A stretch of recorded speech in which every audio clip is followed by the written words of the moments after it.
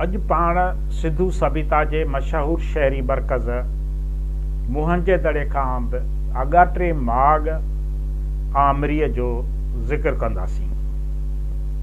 क़दीम आसारनि जे ॿाहिरि एनजी मजमदार 1927 खां 1931 ताईं बाक़ियाती खोजणों करे ॿियनि क़दीम सिंधु सभ्यता जे माॻनि सां गॾु आमरी जा क़दीम आसार बि ॻोल्हे हथ कया। आमरी जो क़दीम माॻ दादू ज़िले जे मांझन तालुके में लकीअ जे जबलनि खां 65 मील ॾखण में ऐं सन खां 90 मील उत्तर तरफ़ आहे। इहो माॻ मौजूदह आमरी शहर खां 250 मीटरनि जे मुफ़ासिले ते उत्तर ओलह तरफ़ सिंधु दरिया जे ओलह वारे किनारे ते मौजूदु आहे। ही माॻ मुहंजे दड़े खां 85 मील ॾखण में ऐं चाहूं जे दड़े खां 25 मील ओलह में मौजूदु आहे।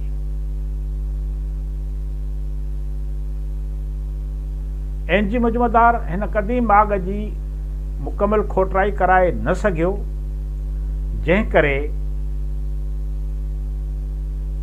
1959 में फ्रांसीसी माहिर जैन मैरी कासिल जी निगरानी हेठि पाकिस्तान जे आर्कियालॉजी खाते तरफ़ां हिते खोटराई कराई हुई, जेका 1962 ताईं हली।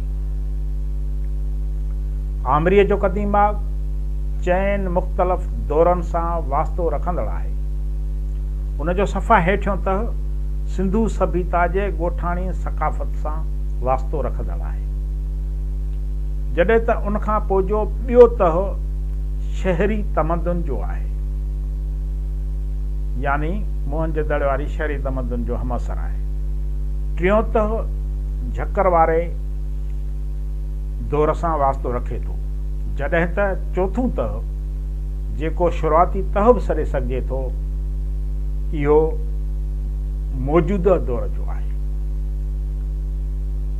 हिते असां सिर्फ़ हेठियनि ॿिनि तहनि जिन जो वास्तो ॻोठाणी सक़ाफ़त ऐं शहरी तमदन सां आहे, उनखे बहस जो मौज़ू बणाईंदासीं। आमरी में ज़मीनी सतह ते जेको पहिरियों ॻोठ ॿधल आहे, इहो विचें पथर दौर जो आहे, जॾहिं अञा इंसान सिरुनि सां घरनि ठाहिण जी शुरूआत न कई हुई ऐं हू पंहिंजा घर काठियुनि ऐं तीलियुनि मां ठाहींदा हुआ। उतां चक बदिरां हथ जा ठाहियल थांव हथाया आहिनि, छाकाणि त उन वक़्तु चक जी ईजाद न थी हुई, जंहिं करे इस्तेमाल जूं शयूं ऐं थांव हथ ते ठाहिया वेंदा हुआ।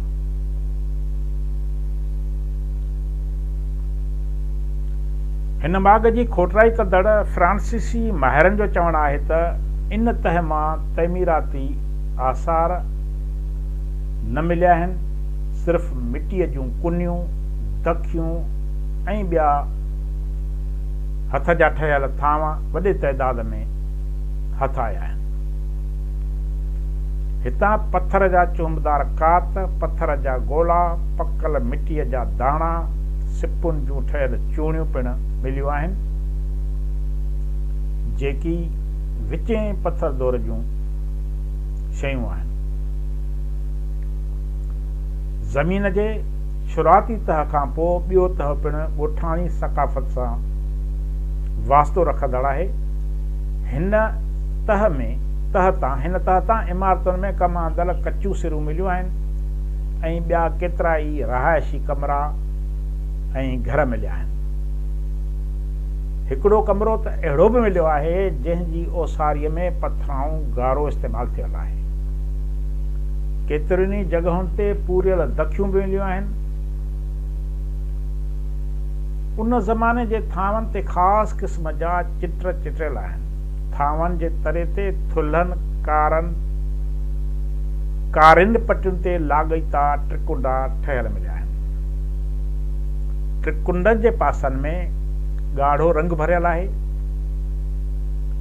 इहे थांवनि ते चिटियल ट्रिकुंडा अॼुकल्ह जे दौर में ख़ासि करे थर में चोरनि जी शिकिल पिया लॻनि।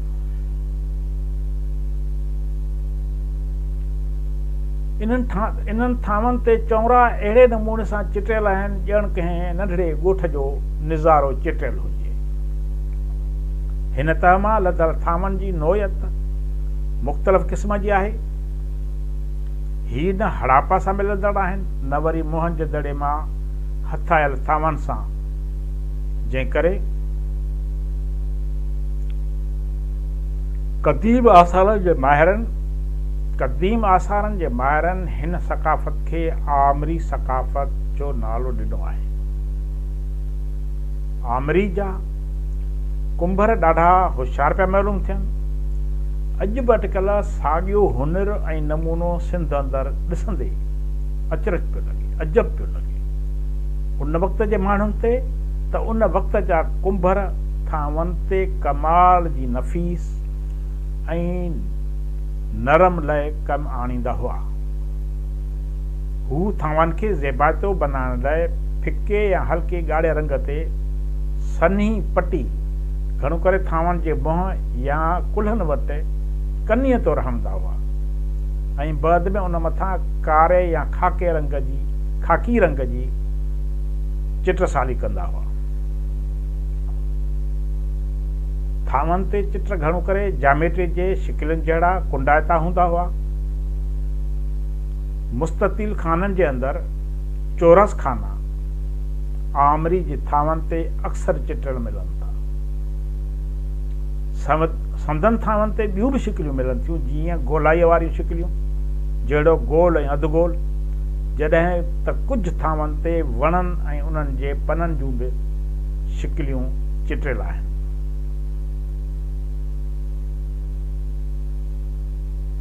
आमरी वारनि माण्हुनि हिन ई दौर में पंहिंजे थांवनि ते साह वारनि शयुनि जा बोता या शिकिलियूं चिटणु शुरू कयूं।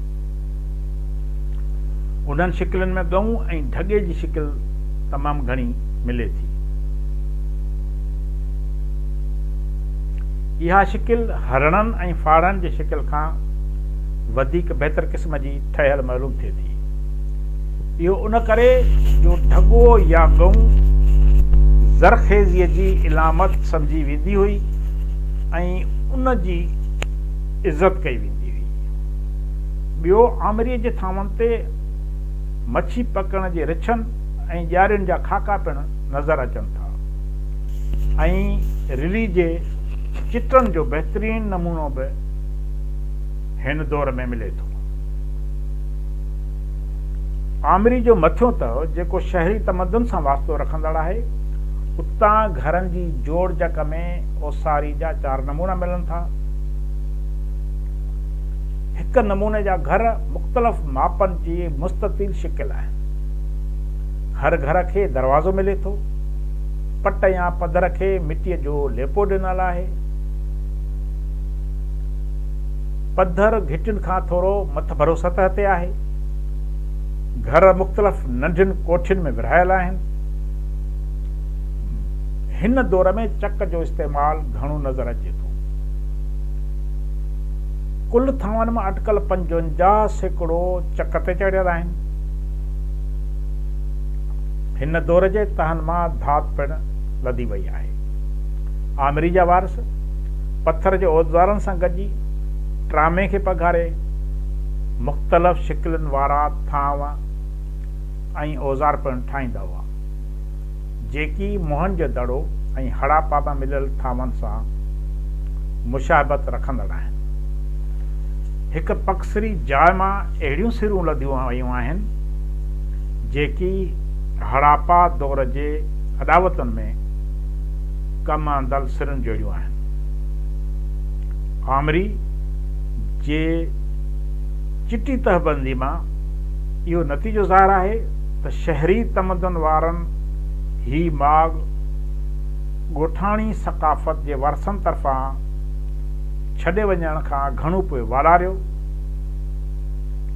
उन करे ॻोठाणी सक़ाफ़त जे ख़ात्मे खां घणो पोइ वरी शहरी तमदन वारनि इहे दड़ा वसाए उते पंहिंजा शहर अॾिया। महिरबानी।